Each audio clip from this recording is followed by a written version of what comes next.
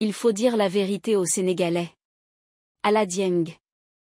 Le couple Diomaye Sonko, élu sur la base de promesses électorales, notamment la réduction du coût de la vie, se retrouve confronté à la réalité du pouvoir. Après 2 mois au pouvoir, les défis restent nombreux pour atteindre cet objectif tant attendu par la population.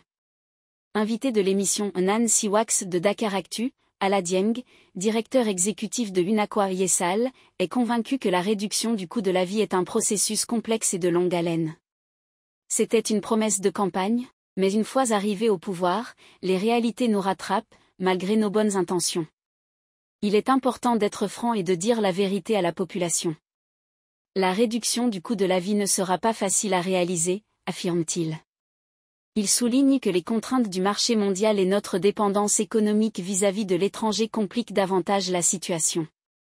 La majorité des produits que nous consommons, 65%, proviennent de l'étranger, et les fluctuations des prix du pétrole et des transactions financières, qui se font en dollars, échappent à nos dirigeants. Il ne faut pas se faire d'illusions, la réalisation de cette promesse ne sera pas facile. Il est temps de dire la vérité aux Sénégalais, insiste-t-il. Selon Ala Dieng, les subventions sont des mesures temporaires, et non des solutions durables à long terme. De plus, le budget du Sénégal ne peut pas supporter des subventions à long terme. Même avec la perspective de la commercialisation de nos hydrocarbures, la réduction du coût de la vie ne pourra pas être éternelle.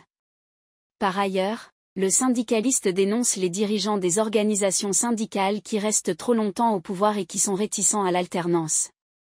Les mandats des bureaux de Unacois Japo et Unacois Yessal sont arrivés à terme depuis respectivement 4 ans et 18 mois.